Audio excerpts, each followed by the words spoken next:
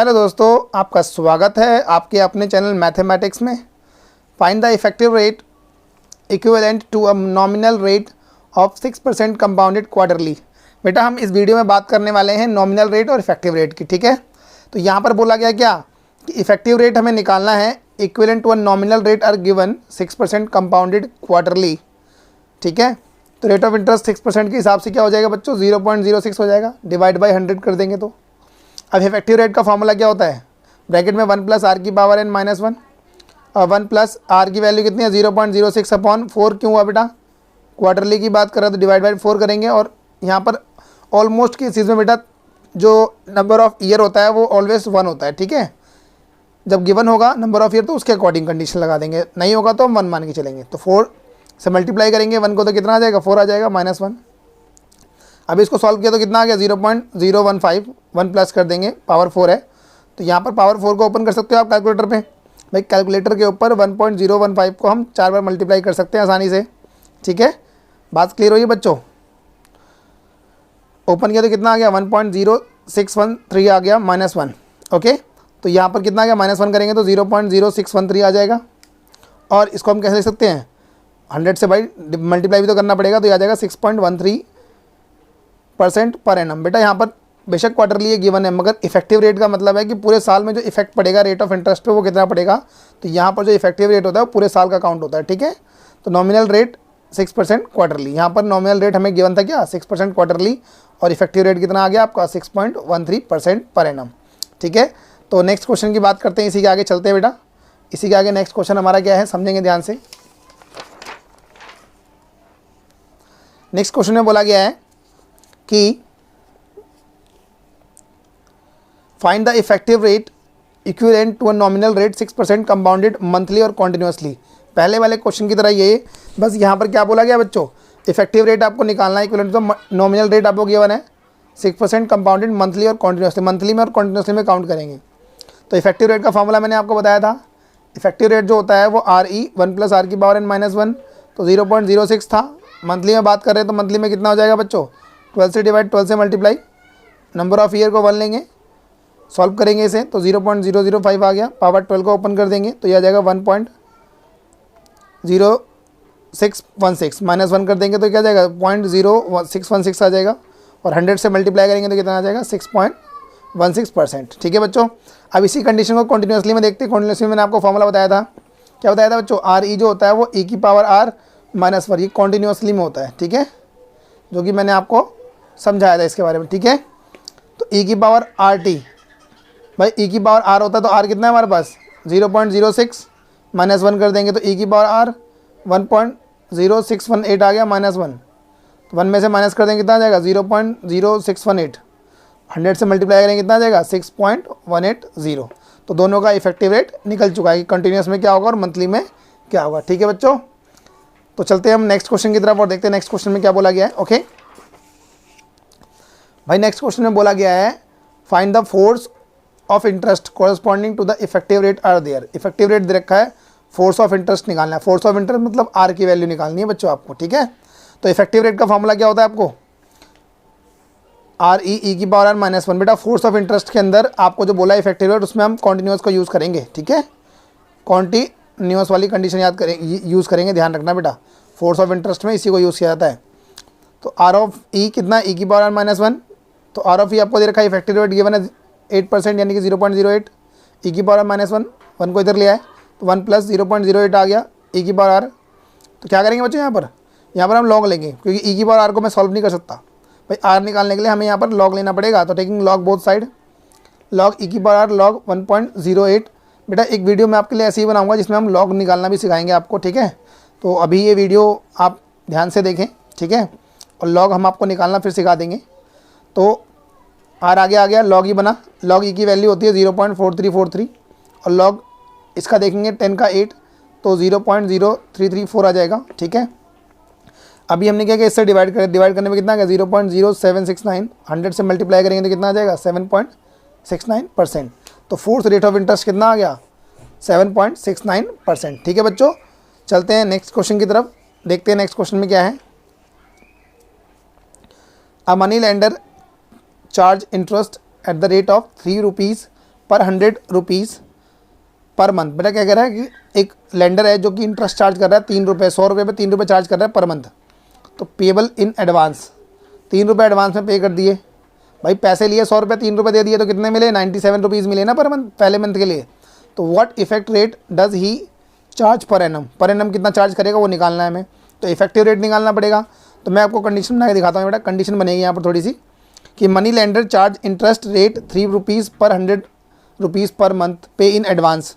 तो 3 रुपीज़ में be treated as a interest of 97 rupees. भाई 3 रुपये उसने एडवांस पे कर दिए तो इंटरेस्ट चार्ज किस पे होगा, 97 रुपीज़ पे चार्ज होगा ना फॉर 1 मंथ। तो रेट ऑफ इंटरेस्ट कितना हो गया, 3/97। तो रेट ऑफ इंटरेस्ट हमारे पास आ चुका है। इसके अकॉर्डिंग ध्यान रखेंगे बच्चों ये कैसे कंडीशन बनी है, ठीक है। इस चीज़ को आपको याद रखना पड़े, दैट इज स्टेटमेंट। ओके, ये एक स्टेटमेंट है जो आपको याद रखनी पड़ेगी। तो आर ई क्या होता है, 1 + r की पावर n - 1। तो आर की जगह डाल दिए 3/97। सॉल्व करेंगे तो 100/97 की पावर 12, ठीक है।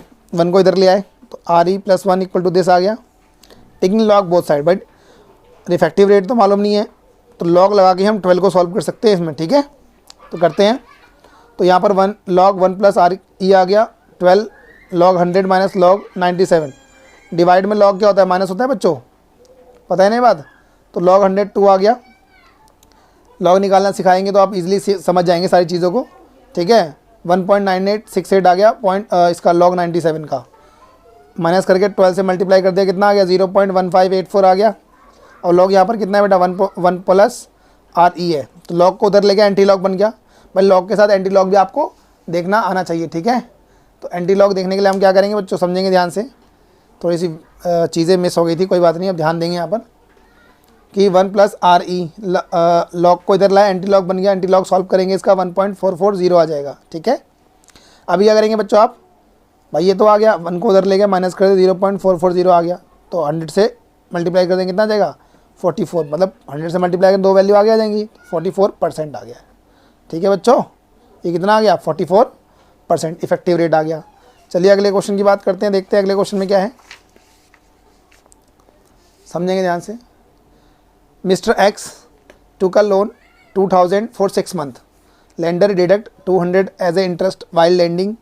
मतलब पैसे लेते समय उसने क्या किया, 6 महीने के लिए 2000 रुपये लिए एक बंदे ने, मिस्टर एक्स ने 200 रुपये उसने क्या कर दिया इंटरेस्ट के रूप में पहले से ही काट लिया। Find the effective rate at interest charge by lender. तो money lender deduct 200 rupees interest while lending a loan 2000। पहले वाले क्वेश्चन की तरह बेटा for 6 month 200 treated as a interest on 1800। भाई 200 रुपये वो ले चुका तो 1800 तो बचेंगे फॉर 6 मंथ। तो interest rate of interest rate पर 6 मंथ आर इक्वल टू क्या हो जाएगा, 200/18। जैसा पहले बताया था मैं, तो 1/9 आ गया। तो रेट ऑफ इंटरेस्ट आ गया। आर ई क्या होता है बेटा, 1 + r की पावर 2 क्यों आया बेटा यहाँ पर, तो इसलिए आया बिकॉज ने बोला था ना कि 6 मंथ पे काउंट कर रहा है। तो 6 मंथ के लिए हम सेमी एनुअली को काउंट करेंगे। तो क्या आ गया, 2 आ गया। और ये ऑलरेडी सेमी एनुअली का ही, तो 1/9 आ गया। सॉल्व करेंगे तो 10/9 आ गया। 9 × 9 + 1 10 आ गया की पावर 2 और -1। सॉल्व किया तो कितना आ गया, 1.2345 -1 आ गया। ओपन करने के बाद प्रॉपर तो ये आ गया 0.2345 और 100 से मल्टीप्लाई कर देंगे तो कितना आ जाएगा इसका, 23.45%। मतलब उसको इस रेट ऑफ इंटरेस्ट के अकॉर्डिंग पैसे चार्ज किए हैं, ठीक है बच्चों। चलते हैं नेक्स्ट क्वेश्चन की तरफ। नेक्स्ट क्वेश्चन और देखते हैं बेटा। टोटल 10 क्वेश्चन है इसके, तो 10 के 10 समझाएंगे हम आपको, ठीक है। तो ध्यान से समझें और देखें।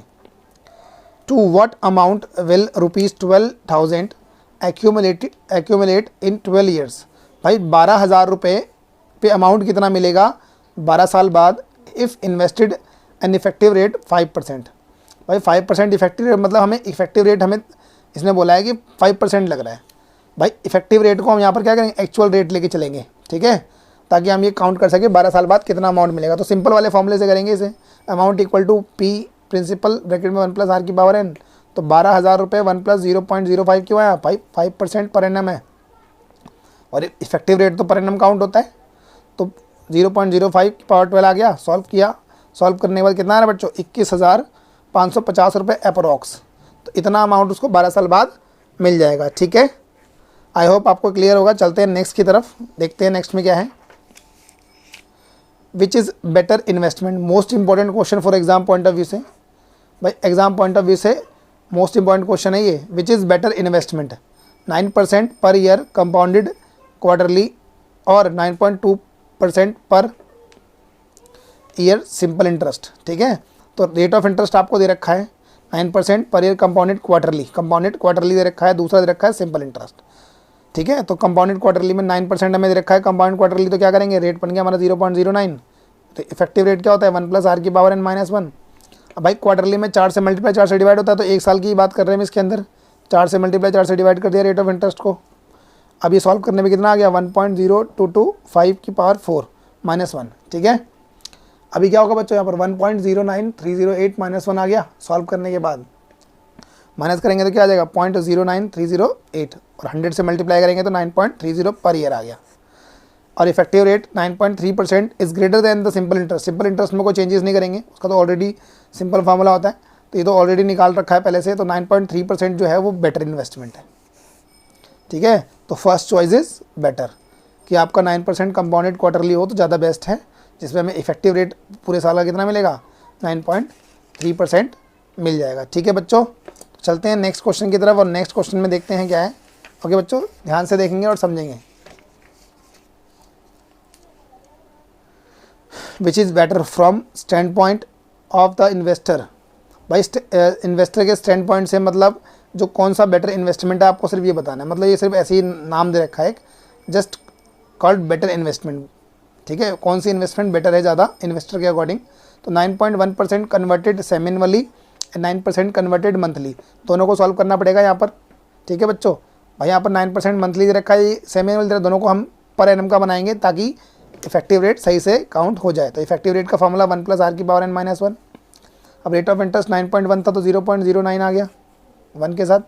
अब डिवाइड बाई 2 और पावर 2 क्यों, 1 को 2 से मल्टीप्लाई, भाई ईयर तो 1 ही लेंगे ना, और रेट ऑफ इंटरेस्ट को 2 से डिवाइड कर दिया। सॉल्व करने में कितना है 1.0455 की पावर 2 माइनस कर देंगे सॉल्व करने के बाद, तो इतना आ जाएगा 0.093070025, और 100 से मल्टीप्लाई करेंगे तो 9.30 आ जाएगा। ये हमारा रेट ऑफ इंटरेस्ट आ गया इफेक्टिव पर एनम। आगे देखें तो effective rate corresponding 9% converted monthly में कितना करेंगे बच्चों, रेट ऑफ इंटरेस्ट 1 + r⁻n-1 0.09 आ जाए ऐसा, divide by 12 multiply by 12, solve करा तो कितना आ गया 1.0075 की power 12।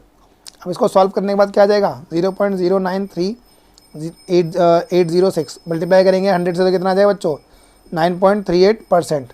Thus the second investment is better. भाई यहाँ पर 9.38 आ रहा है, यहाँ पर 9.3 आ रहा है, तो दिस इज़ बेटर। ठीक है बच्चों, आई होप आपको ये क्लियर होगा। एक और क्वेश्चन की बात करते हैं और देखते हैं, समझेंगे ध्यान से। Mister x has investment option इधर eight 10% per annum compounded semi annually. भाई इसको सॉल्व करना पड़ेगा 9.5% पर कंपाउंडेड कॉन्टिन्यूसली, इसको भी सॉल्व करना पड़ेगा। Which is option is preferable and why, कौन सा ऑप्शन प्रेफरेबल है ये बताना है हमें। ठीक है बच्चों, तो समझेंगे ध्यान से क्या है। Effective rate corresponding to 10% per annum compounded semi annually, तो इफेक्टिव रेट कितना है 1 + r⁻n-1, तो रेट ऑफ इंटरेस्ट 10% था तो 0.10/2 कर दिया। भाई सेमी एनुअली के अंदर 2 से डिवाइड 2 से मल्टीप्लाई होता है, सॉल्व करने के बाद -1 करेंगे तो कितना आ जाएगा 0.1025। तो इफेक्टिव रेट कितना आ गया बच्चों 10.25%। इफेक्टिव रेट कॉरस्पॉन्डिंग टू 9.5% पर एनम कंपाउंडेड कंटिन्यूसली, बोला था ना कंपाउंडेड कॉन्टिन्यूसली में क्या होगा, तो इसमें क्या हो जाएगा बच्चों आर ई क्या हो जाएगा e⁻n-1 कॉन्टिन्यूसली के लिए, यही तो फॉर्मूला लगता है भाई। कॉन्टिन्यूसली में लगाते क्या हम आर ई e⁻n-1, तो कितना आ जाएगा ये e⁻0.095 -1, ई की पावर को सॉल्व करेंगे तो कितना आएगा 1.00997 आ जाएगा -1। प्रॉपर सॉल्व करने का कितना आ जाएगा बच्चों 0.0997 आ जाएगा। ठीक है, 100 से मल्टीप्लाई करेंगे कितना आ जाएगा 9.97%। तो कौन सी इन्वेस्टमेंट बेटर है, फर्स्ट इन्वेस्टमेंट। क्यों बेटर है भाई, इसमें रेट ऑफ इंटरेस्ट 10.25 मिल रहा है, यहाँ पर 9.97 मिल रहा है, तो दिस इज बेटर इन्वेस्टमेंट। ठीक है बच्चों, आई होप आपको ये सब क्लियर है। अगला क्वेश्चन को देखते हैं क्या है, समझेंगे ध्यान से बेटा। लास्ट क्वेश्चन है आपका ये, ठीक है, 10वां क्वेश्चन है लास्ट। इन 10 क्वेश्चंस के अलावा बेटा इनमें से ही क्वेश्चन आपके एग्जाम में फंसेंगे। ठीक है, और ध्यान दीजिएगा ऐसे ही क्वेश्चन आता है, इससे अलग क्वेश्चंस आपके एग्जाम में नहीं पूछे जाते। ठीक है, तो an investor can invest ₹50,000 for 3 year either at 10% per annum compounded quarterly और at 11% per annum compounded semi annually. भाई कंपाउंडेड क्वार्टरली है और सेमी एनुअली की बात करें, दोनों को सॉल्व करना पड़ेगा। Find which is preferable bye investor and corresponding gain कितना हुआ, तो भाई अमाउंट निकालना पड़ेगा। तो अमाउंट का फॉर्मूला क्या होता है, प्रिंसिपल 1 + r⁴n। अब भाई इसने पहले में बोला था क्वार्टरली में 4 से डिवाइड 4 से मल्टीप्लाई, रेट ऑफ इंटरेस्ट 10% था पहले का, ठीक है। तो इसको सॉल्व किया तो कितना आ गया 1.3448 की पावर 12। प्रॉपर सॉल्व करने के बाद कैलकुलेटर के थ्रू 67,240 मतलब 67,240 रुपये आ जाएगा, ठीक है। ऐसे दूसरे के लिए कितना था, 11% इंटरेस्ट था, तो और सेम वाली बोला था इसने, तो 2 से डिवाइड 2 से मल्टीप्लाई कर दिया तो 50,000 सॉल्व किया 1.3788 आ गया। प्रॉपर सॉल्व करने में कितना आ गया 68,940 रुपीज़, ओके। अब ये वाली इन्वेस्टमेंट ज़्यादा बेटर है सेकंड वाली, बिकॉज ऑफ कि इसमें गेन हो रहा है, हमें फ़ायदा हो रहा है ना भाई। अब कितना फ़ायदा हो रहा है, इसने बोला था ना गेन कितना हुआ, तो माइनस कर देंगे इसमें से ये, तो कितना आ जाएगा 1,700 रुपये, इतना फ़ायदा हो रहा है। तो that is second investment is better bye investor, ठीक है बच्चों। तो आई होप आपको ये क्वेश्चंस क्लियर होंगे, ठीक है। तो thank you so much for watching this video.